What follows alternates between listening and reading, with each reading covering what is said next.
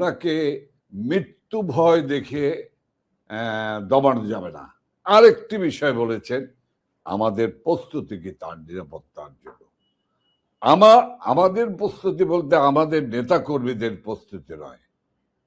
সারা যতবার হামলা হয়েছে ততবারই আমাদের নেতা কর্মীরা মানব ঢাল তৈরি করে তাকে রক্ষা। বাংলাদেশের সাবেক প্রধানমন্ত্রী শেখ হাসিনা ডিসেম্বরের মধ্যে দেশে ফেরার ঘোষণা দিয়েছেন আর বলে রেখেছেন যে তিনি একা দেশে ফিরবেন না, নির্বাসনে থাকা অন্য নেতাদের নিয়েই দেশে ফিরে আদালতে আত্মসমর্পণ করবেন। এবং সেই একই দিনে তিনি বলে রেখেছেন যে সারা বাংলাদেশে মামলা হামলায় জর্জরিত হয়ে আত্মগোপনে থাকা আওয়ামী লীগের নেতা কর্মী সমর্থকেরাও যাতে আসেন, যাতে তারা সকলে মিলেই আদালতে আত্মসমর্পণ করতে পারেন।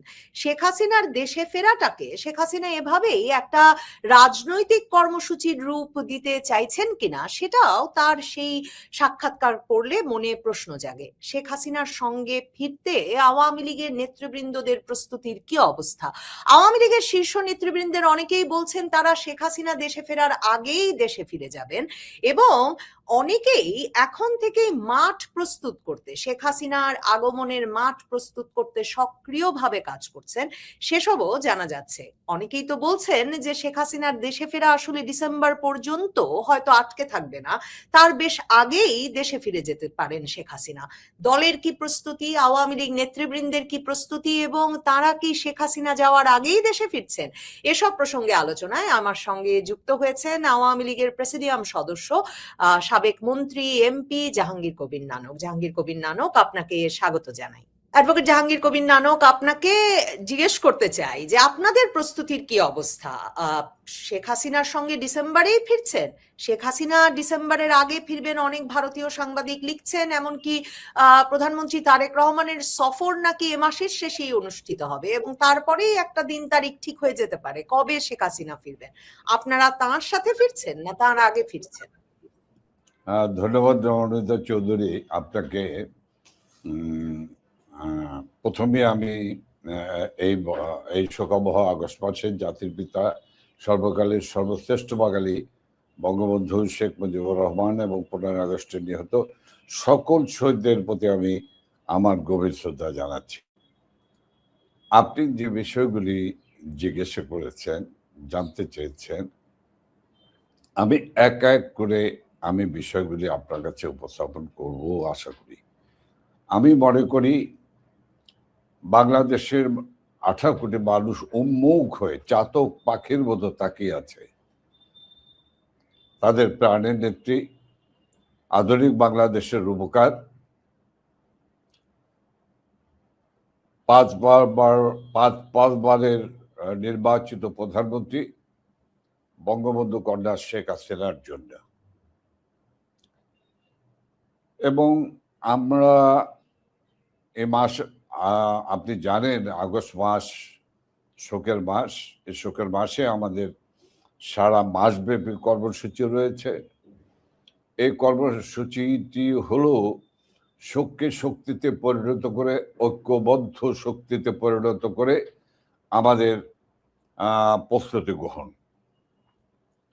মাননীয় নেত্রী প্রধানমন্ত্রী শেখ হাসিনা বাংলাদেশের 18 কোটি মানুষের আশা আকাঙ্ক্ষা পূরণের জন্য তিনি বাংলাদেশে ফিরে যাবার সময় ঘোষণা করেছেন। ডিসেম্বরের মধ্যেই তিনি যাবেন। দেখুন নবনীতা চৌধুরী, বঙ্গবন্ধু রক্ত যার ধমনীতে প্রবাহিত, যে রক্ত কোনোদিন প্রভাব মানে না, সেই রক্তের উত্তরাধিকার কিন্তু শেখ হাসিনা। এবং তার দীর্ঘ রাজনৈতিক জীবনের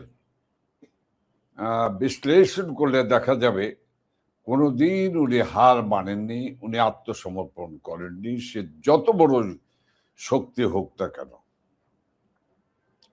সে কারণেই তাকে ক্ষমতার বাইরে ছিটকে যেতে হয়েছে। নেত্রী শেখ হাসিনা ডিসেম্বরের মধ্যেই দেশে ফিরবেন। আমরা দলগতভাবে আমরা আমাদের সার্বিক প্রস্তুতি গ্রহণ করছি। সেই প্রস্তুতি কোনো ভাববার কারণ নাই। এ শব্দটিকে ভিন্ন অর্থে ব্যবহার করার কোনো সুযোগ নেই। এই প্রস্তুতি হলো 1981 সনে আমাদের নেত্রী বঙ্গবন্ধু কন্যা শেখ হাসিনা যেমন দেশে ফিরে গিয়েছিলেন, আমরা শান্তিপূর্ণ ভাবেই, আমরা রাজনৈতিকভাবেই জনগণকে সাথে নিয়ে তাকে সম্বর্ধিত করেছিলাম, সাদরে গ্রহণ করেছিল বাংলাদেশের মানুষ। 2007 সনে আবার ইয়াজউদ্দিন ফখরুদ্দিনের সময় আরেকটি প্রত্যাবর্তন বঙ্গবন্ধু কন্যা শেখ হাসিনার হয়েছিল। তখনও কিন্তু আমরা গণতান্ত্রিক পন্থায় শান্তিপূর্ণভাবে আমাদের নেত্রী, প্রধানমন্ত্রী নেত্রী, আমাদের প্রিয় পার্টি আওয়ামী লীগের সভাপতি শেখ হাসিনাকে কিন্তু বাংলাদেশের মানুষ সাদর সম্ভাষণ জানিয়ে সমস্ত রক্তচক্ষু বহুকোটিকে উপেক্ষা করে সেদিন বিমানবন্দর থেকে তাকে সুধা সদন পর্যন্ত পৌঁছে দিয়েছিল, সম্বর্ধিত করেছিল। কাজে আজকে আমরা বলতে চাই যে আমরা তেমনি ভাবে ব্যাপক জনগোষ্ঠী, আমাদের বিশাল কর্মী বাহিনী, আমাদের কর্মী বাহিনীর সম্পর্কে, আমাদের কমিটি সম্পর্কে আসলে অনেকের কোনো ধারণা নেই।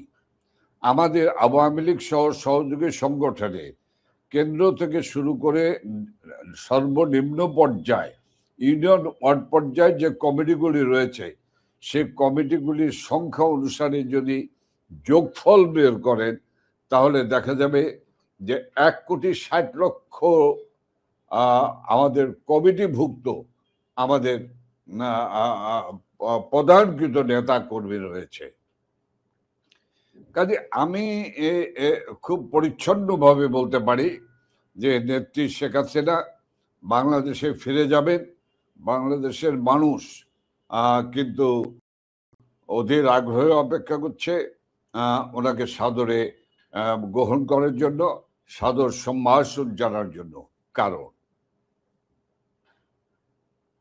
81 সনের আমি এর সঙ্গে একটু যুক্ত করি, আপনারা কবে ফিরবেন বলে ভাবছেন? আপনারা কি আগে ফিরবেন, মানে তার ফেরার আগে কোনো দল যাচ্ছেন কিনা আপনারা? আর আমরা যে শুনছিলাম আওয়ামী লীগ দল হিসেবে একদম ভেঙে চুরে পড়েছে, যদিও এর কোনো নমুনা দেখি নাই, মানে দলে দলে গিয়ে বিএনপিতে জামাতে যোগ দিচ্ছে তার কোনো উদাহরণ হয় নাই। এগুলো অনেকে ভবিষ্যৎবাণী করেছিলেন যে এমনটা হবে, কিন্তু মানে আপনাদেরকে কারো পছন্দ না, শেখ হাসিনা ছাড়া আসলে আর কাউকে, মানে আপনারা যারা শীর্ষ নেতৃবৃন্দ আছেন কাউকে নেতাকর্মীরা আর পছন্দ করছেন না।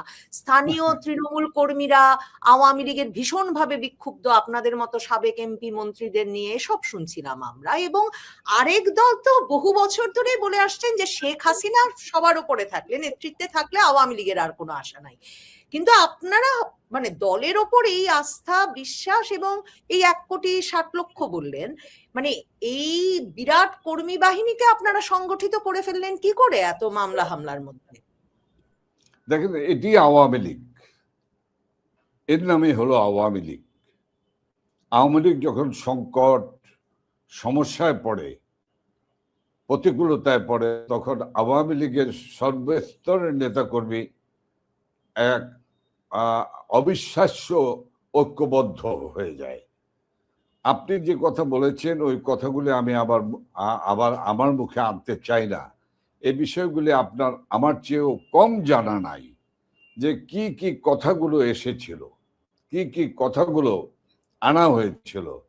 সব কিছুকে কিন্তু ম্লান করে দিয়ে, ছুঁড়ে ফেলে দিয়ে, এটিকে গল্প, এটিকে প্রলাপ, আমি পাগলের প্রলাপ বলবো না, প্রলাপই বলবো, যে এগুলি প্রলাপে পরিণত হয়েছে। কাজে আজকে বাংলাদেশের যে চেহারা, এই দলটি নিষিদ্ধ করেছে, আপনি জানেন। এই দলটির কার্যক্রম নিষিদ্ধ করেছে। এই দলটিকে general field marshal Ayub Khan নিষিদ্ধ করেছিল 58 সালে। এই দলটিকে 71-এর 25শে মার্চ রাতে যখন বঙ্গবন্ধু চূড়ান্ত ঘোষণা দিয়েছিলেন, তারপরে 71-এর 26শে মার্চ কিন্তু জেনারেল ইয়া খানও নিষিদ্ধ করেছিল। কিন্তু এই দলটি হলো সেই দল যে জেনারেল আইয়ুব খান নিষিদ্ধ করেছিল, নিশ্চিহ্ন করতে পারেনি, জেনারেল আইয়ুব খান নিশ্চিহ্ন হয়ে গিয়েছিল।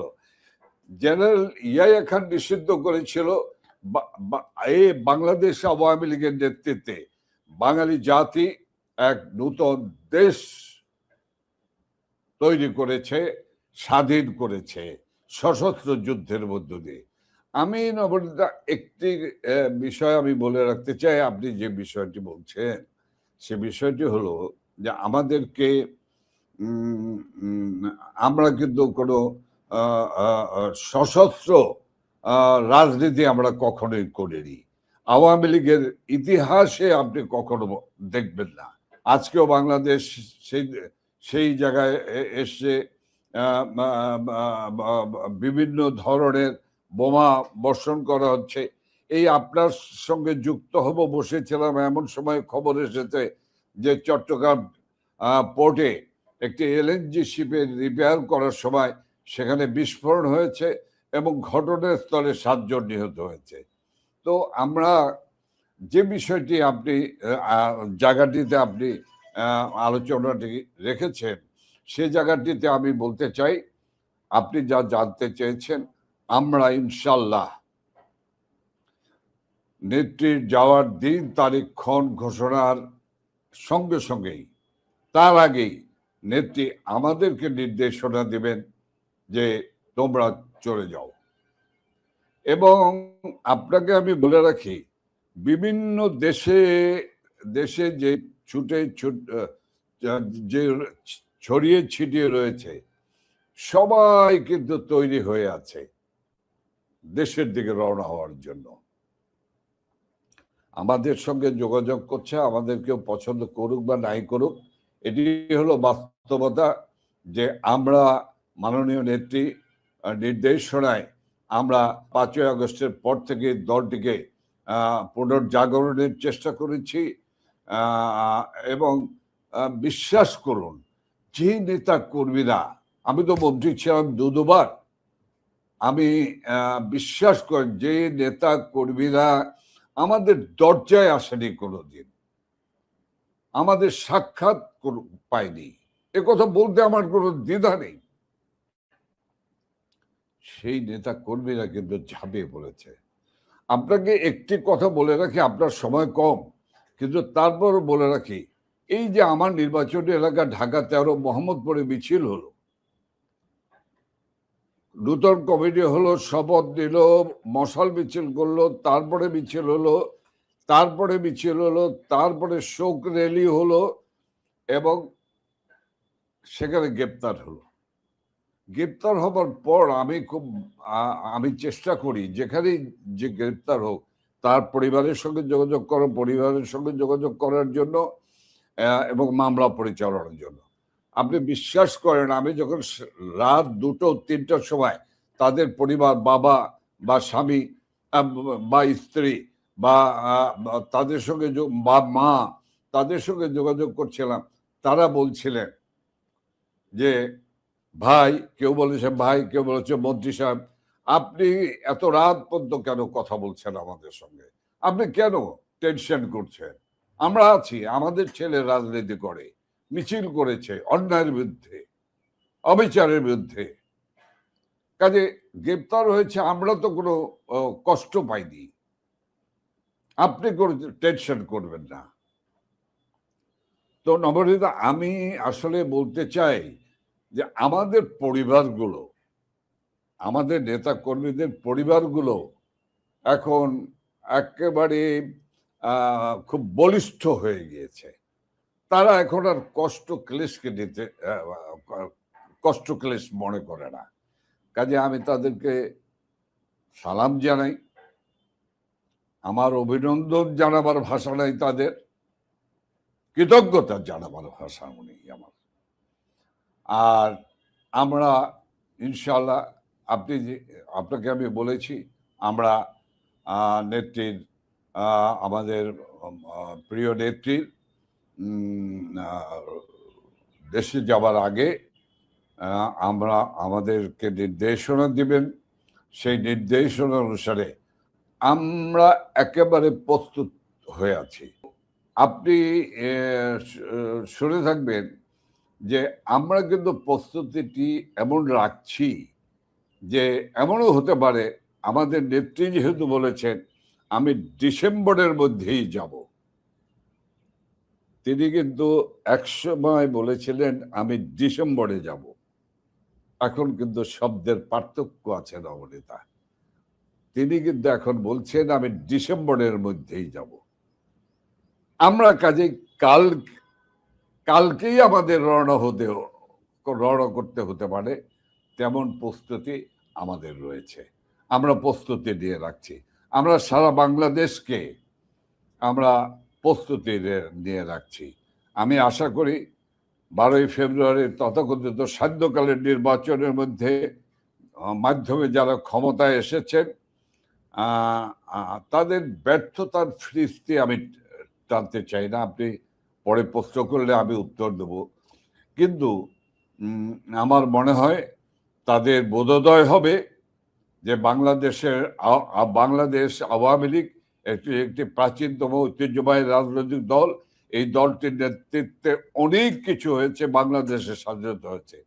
এই দলের কার্যক্রমের উপর নিষিদ্ধ আইন, এটি জুলুম, এটি অত্যাচার, এটি ফ্যাসিস্ট আচরণ, এটি অগণতান্ত্রিক আচরণ, স্বৈরাচারী আচরণ।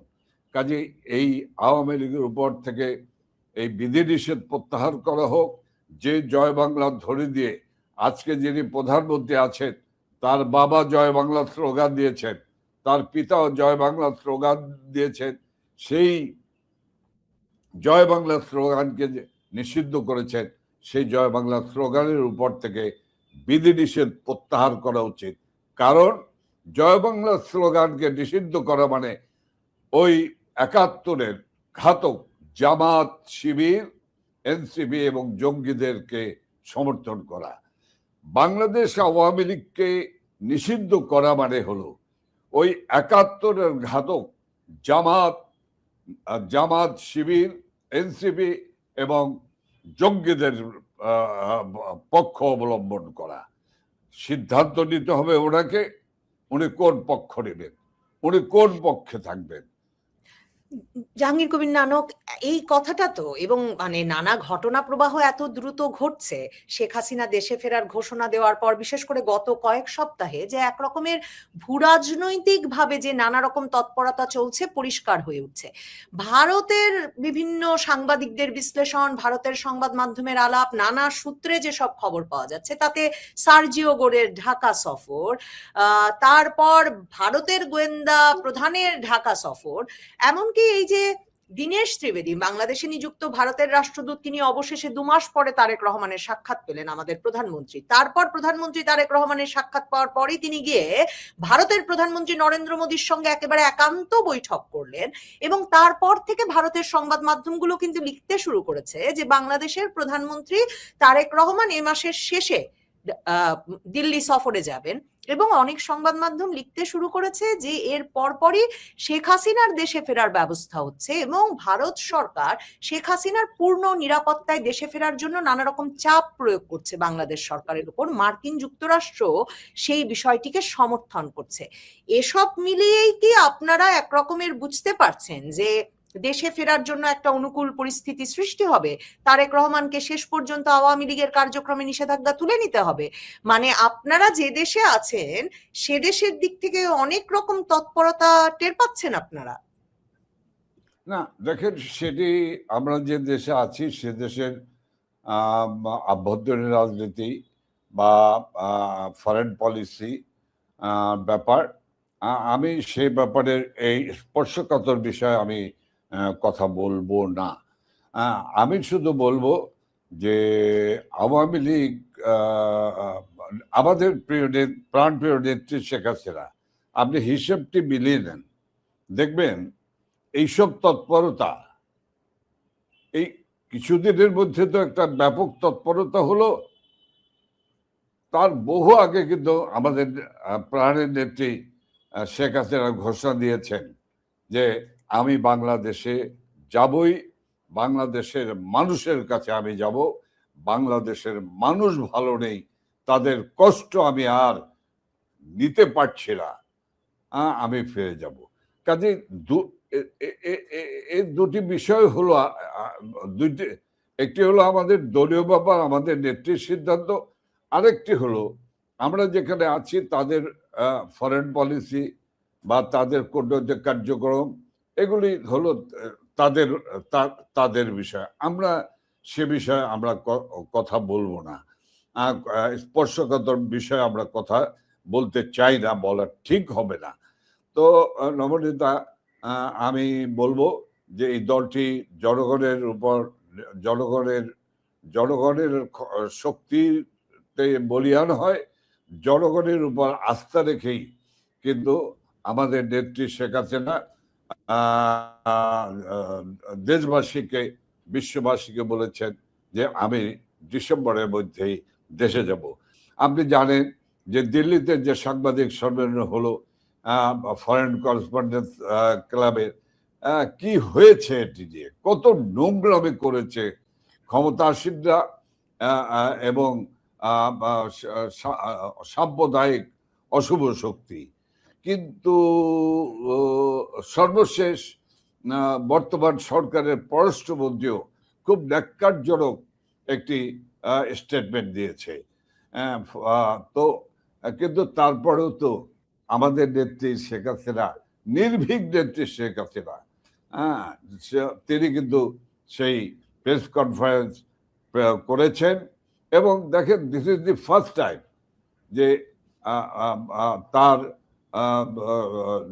সন্তান সজীব অজের জয় 5ই আগস্টের পর, this is the first time যে এক মঞ্চে, এক জায়গায় একত্রিত হয়ে কথা বলেছেন, মেসেজ দিয়েছেন দেশবাসীকে। তো আমি বলবো যে আসলে ক্ষমতাসীনদের কে বুঝতে হবে এই ভারত জুজু এ দেখে বহু রাজনীতি হয়েছে বাংলাদেশে। আমরা দেখেছি এটি খুনি মোশতাক, ডালিম, শাহরিয়াররা যখন ক্ষমতায় এসেছে তখনও ভারত বিরোধী জিকির করেছে। তারপরে জিয়াউর রহমান যখন ক্ষমতায় এসেছে জিকির করেছে, আবার পদলেহন করেছে, আবার তারপরে জেনারেল এরশাদ ক্ষমতায় এসেছে, ক্ষমতা দখল করেছে, ভারত বিরোধী কথা বলেছে। এটি একটি কেমন জানেন, সরি আমি এক্সকিউজ চেয়ে দিচ্ছি, শিপন শাড়িটি কলকাতা থেকে কেনা, কিন্তু ভারতের বিরুদ্ধে আপনি বলছেন। ভারত যখন ভিসা ছেড়ে দেয় তখন 3 মাইল বেবি লম্বা লাইন হয়ে যায়। লক্ষ লক্ষ মানুষ এখন ইন্ডিয়া, ভারতে আসতে চায়। ওদের কাছে আসলে হিসেব নিকাশ চাই যে এখানে বাংলাদেশের কত ছাত্র লেখাপড়া করে, কি স্কুল, কি কলেজ, কি বিশ্ববিদ্যালয়, কি অন্যান্য কারিকুলামে, এদের ধারণাই নেই।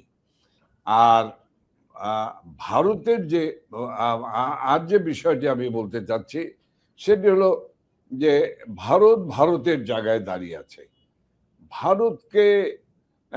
ভারত দিয়ে এত ওনাদের টেনশন, কি স্লোগান দিত, ঢাকা না দিল্লি, ঢাকা ঢাকা, সেই ঢাকাওয়ালাদের মুরদ আমরা দেখেছি, পূর্বেও দেখেছি, এবারও দেখলাম। কাজেই এগুলো একটা সস্তা স্টান্টবাজি, যেগুলোর কোনো ভিত্তি নেই, মিথ্যার উপরে মিথ্যার মেশাতে করা। কিন্তু এই যে শেখ হাসিনা দেশে ফিরলে তার একটা জীবনের ঝুঁকি আছে, এটা নানা সূত্রেই বলা হচ্ছে যে ভারতীয় গোয়েন্দা সংস্থার কাছেও এ বিষয়ে খুবই জোরদার তথ্য আছে যে শেখ হাসিনা দেশে ফিরলে তার উপর বিভিন্ন সশস্ত্র জঙ্গি সংগঠনের, পাকিস্তানি গোয়েন্দা সংস্থার বাংলাদেশে তৎপরতা নিয়ে সজীব ওয়াজেদ জয়ও সেদিন সংবাদ সম্মেলনে উদ্বেগ প্রকাশ করলেন যে শেখ হাসিনা একটা টার্গেটের শিকার হতে পারেন, তাকে হত্যা করা হতে পারে। শেখ হাসিনা আবার আন্তর্জাতিক সংবাদ মাধ্যমকে বলছেন যে তিনি জানেন তাকে হত্যা করা হতে পারে, কিন্তু তিনি দেশে ফিরবেনই।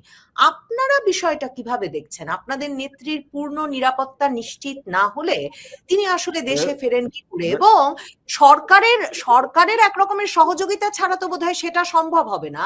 আপনি তো দীর্ঘ সময় শেখ হাসিনার সঙ্গেও থাকলেন, আপনাকে আমি ওই প্রশ্নটাও করতে চাই যে 81-তে উনি যখন ফিরলেন তখন কিন্তু জিয়াউর রহমান সরকার তাকে নিরাপত্তা দেবেন এই নিয়ে ইন্দিরা গান্ধীর সঙ্গে প্রেসিডেন্ট জিয়ার একটা কথা হয়েছিল, সেগুলো নানা রকমের ঐতিহাসিক ভাষ্যে পাওয়া যায়।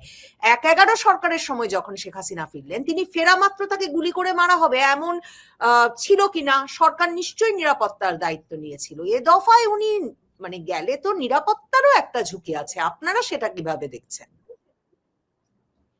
দেখেন, দুটো বিষয়। একটি বিষয় হলো আমাদের প্রাণের নেত্রী বঙ্গবন্ধু কন্যা শেখ হাসিনা শতভাগ নিরাপত্তা নিশ্চিত করা যাবে কিনা। দেখেন, এই দুঃসাহসিক নেত্রী বারবার, আপনি জানেন, 14 বার 19 বার যাকে হত্যার চেষ্টা করা হয়েছিল, কোটালীপাড়ার 60 কেজি বোমা থেকে শুরু করে চট্টগ্রামে, এবং সর্বশেষ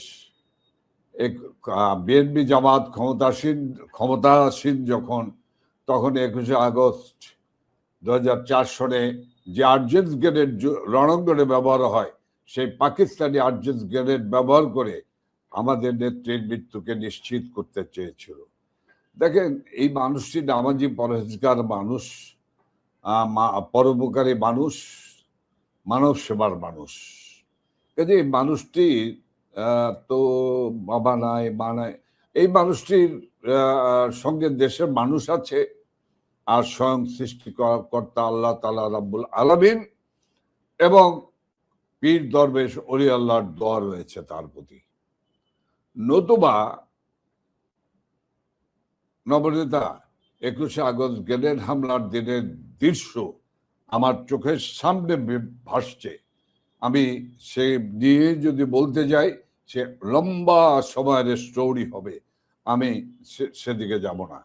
আবার দেখেন, 2024 সনের 5ই আগস্ট ইউনূসের একটি মাত্র লক্ষ্য ছিল, এই ফেসিস্ট, খুনি, রক্তপিপাসু, অর্থলোভী এই ইউনূসের একটি লক্ষ্য ছিল, সেটি হলো ক্ষমতা দখল করা এবং ক্ষমতায় বসার আগে শেখ হাসিনাকে হত্যা করার নির্মম এবং নিষ্ঠুরভাবে। তিনি প্রাণে রক্ষা পেয়েছেন। তিনি প্রাণে রক্ষা পেয়েছেন বলেই তো আজকে দিল্লি প্রেস ক্লাবে প্রেস কনফারেন্স করেন 50 থেকে 50 কোটি মানুষ ভিউয়ার্স হয়। বাংলাদেশের মানুষ কত? আজকে যে জন্মগ্রহণ করেছে তাকে সহ যদি ধরা যায় তাহলে 18 কোটি মানুষের উপরে হয়। তাহলে বাকি মানুষগুলো কারা? বাকি মানুষগুলো হলো সারা বিশ্বের বাংলাদেশের প্রতি দৃষ্টি রাখা মানুষগুলি। কাজে এই সব দিয়ে এটি হলো একটি বিষয়। উনি এইসব মৃত্যু ভয় কোনোদিন করেননি। আপনি যে কথা বলেছেন না, আমরা ওনার সঙ্গে দীর্ঘ সময় আমরা ছিলাম, কোনো দিন কোনো মৃত্যু ভয় তার মধ্যে আমি দেখিনি। উনি একটি কথা বলতেন, রাখো, রাখে আল্লাহ মারেকে। এমনকি আপনাকে আজকের এই জায়গায় বলে রাখছি, এমনকি দেখেন ওই যে জলোচ্ছ্বাস হলো, সেই জলোচ্ছ্বাসের সময় সরকারের কেউ যায়নি, এরশাদ সরকারে, কিন্তু আমাদেরকে, আমি তখন ছাত্রলীগের সেক্রেটারি, আমাকে পাঠিয়ে দিলেন উড়িরচরের খবর পেয়েছেন উনি, যে লাশ আর লাশ কুকুরে শিয়ালে খাচ্ছে, আমাদেরকে পাঠিয়ে দিলেন। উনি গেলেন, উনি আমরা যে খবর দেওয়ার পরে উনি গেলেন, উনি যাওয়ার পর উনি যে সন্ধ্যার পরে দিক হারিয়ে ফেললেন মাঝি, আবার ঝড় শুরু হলো, তুফান শুরু হলো, সবাই চিৎকার করছে। আমি নাম বলবো না, আমি বললাম না যে আমার এক একটি স্টোরি বলতে অনেক সময় লাগবে। উনি শাড়িটি টান দিয়ে কোমরে দিয়েই মানে হঠাৎ নৌকাটি উপরে উঠে থাপ করে মারি দিয়েছে, টাস করে শব্দ হয়েছে, মনে হয়েছে যেন নৌকাটি ফেটে গিয়েছে, ট্রলারটি ফেটে গিয়েছে। উনি দাঁড়িয়ে মাঝি মাঝি মাঝি প্রধান মাঝি যার হাতে বইটা, সে চিৎকার করে উঠছে। আর এই দুঃসাহসিক নেত্রী কি বলেছে জানেন? ধরেন আপনি বইটা, কিচ্ছু হবে না, আল্লাহ আছে, যার কেউ না আছে তার আল্লাহ আছে, এতিমের আল্লাহ আছে। আমরা তারপরে কিন্তু আস্তে আস্তে আস্তে করে গেলাম অনেক ঘটনা, যাই হোক সেগুলো বলা যাবে না, সময় নেই। বলে রেখে যাব, অবশ্যই লিখে রেখে যাব। তো নবনীতা ওনাকে মৃত্যু ভয় দেখে দমানো যাবে না। আরেকটি বিষয় বলেছেন, আমাদের প্রস্তুতি কি তার নিরাপত্তার জন্য। আমাদের প্রস্তুতি বলতে আমাদের নেতা কর্মীদের প্রস্তুতি নয়। সারা যতবার হামলা হয়েছে ততবারই আমাদের নেতা কর্মীরা মানব ঢাল তৈরি করে তাকে রক্ষা করেছেন। 2004 সনের 21শে আগস্ট হাওয়া ভবনের সৃষ্ট পরিকল্পনা ষড়যন্ত্রের ফসল হলো গ্রেনেড হামলা। সেই সময়ও আমাদের নেত্রী শেখ হাসিনা রক্ষা পেয়েছেন, আমাদের নেতারা তাকে ঘিরে মানব ঢাল তৈরি করেছিলেন। এবারও নেতা কর্মীরা তাকে লক্ষ লক্ষ নেতা কর্মী তাকে ওনাকে ঘিরে মানব ঢাল তৈরি করে রাখবে এবং লক্ষ কোটি মানুষ তাকে নিরাপত্তা দিবে। তবে একটি জিনিস, সেই জিনিস বলার সময় হয়নি এখনো, বলবো যদি বোধোদয় না হয় তাহলে কি হবে সেটা বলবো, সময় আছে। অসংখ্য ধন্যবাদ অ্যাডভোকেট জাহাঙ্গীর কবির নানক। ধন্যবাদ দর্শক যারা এতক্ষণ